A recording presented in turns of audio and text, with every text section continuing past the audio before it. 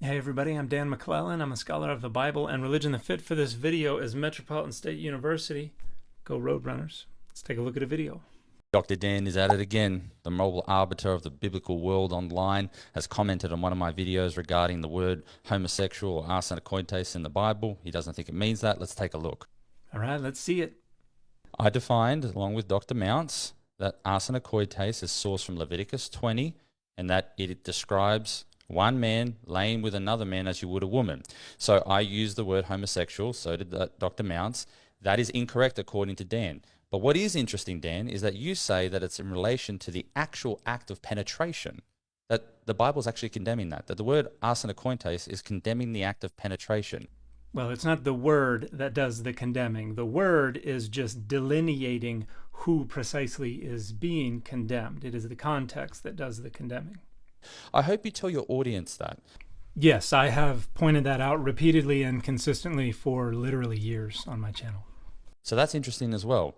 You're saying the word malakoi is in relation to receiving. So Paul in 1 Corinthians 6 condemns those that participate in male intercourse with one another. And the act of receiving, malakoi, that's a condemnation, biblically speaking. And then arsenokoites, which is sourced from Leviticus 20, that is the act of penetration. That is also condemned in 1 Corinthians 6. So the act of penetrating and the act of receiving amongst two male partners is condemned biblically in the Bible. I mean, I think we're agreeing here. I just used the word homosexual, so did the other scholars and brilliant translators.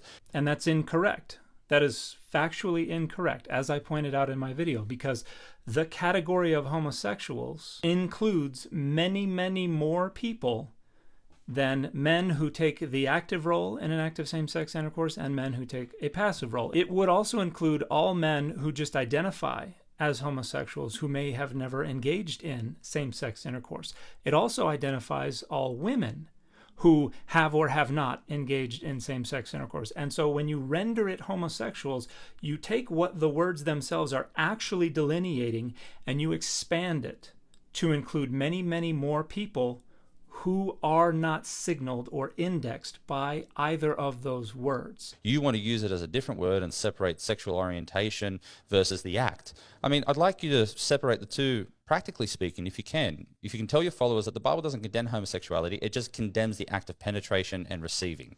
So I have repeatedly and consistently made and clarified that distinction on my channel, and I have addressed the practical implications of both making and failing to make that distinction, and I will gladly do so again.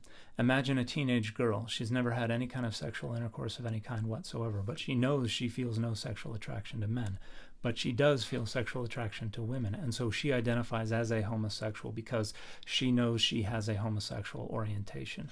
Now imagine she goes and reads your translation of 1 Corinthians 6:9, which is condemning two specific groups of people, men who take the insertive role in an act of male same-sex intercourse and men who take the receptive role in an act of male same-sex intercourse. She is neither of those things. She cannot possibly be either of those things. But because you have chosen to render homosexuals, she thinks it refers to anyone who has a homosexual orientation, and she understands herself to be condemned, to be ineligible for the kingdom of heaven, despite never having engaged in sexual intercourse of any kind whatsoever, and perhaps never ever engaging in any kind of sexual intercourse whatsoever. But it doesn't matter, because just by virtue of having a homosexual orientation, she stands condemned within your translation. People go through that all the time, and a significant portion of people end up taking their lives, sometimes as children, and sometimes as adults. Now, this does not absolve anybody of responsibility for the men who have engaged in same-sex intercourse, who feel condemned and who also may take their lives or just experience a life riddled with anxiety and guilt and depression.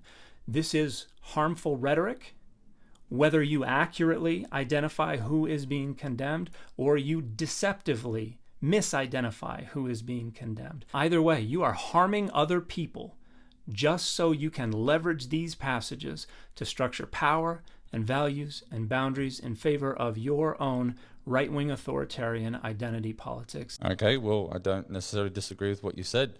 You're just using different labels. I just find it interesting that after all the videos you've done saying that the Bible doesn't condemn homosexuality, You then go on and say it condemns the acts or the practices of two men coming together and expressing love for one another through penetration and through receiving, that you say that's condemned biblically. So I wonder what you call that. Can you define that for me, what that means when a man and another man come together and they love one another and express themselves physically and sexually?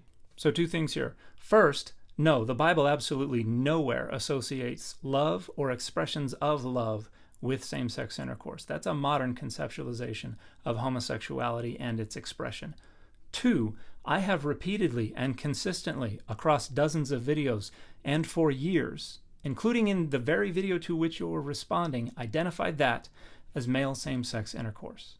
Yeah, but you're just giving it a different label. You're still condemning the act. I'm not condemning it. I'm pointing out that that's what Paul 2,000 years ago was condemning with his use of the words malaki and arsenokite. What I'm pointing out is that they are not accurately rendered homosexuals. That is a flagrant mistranslation.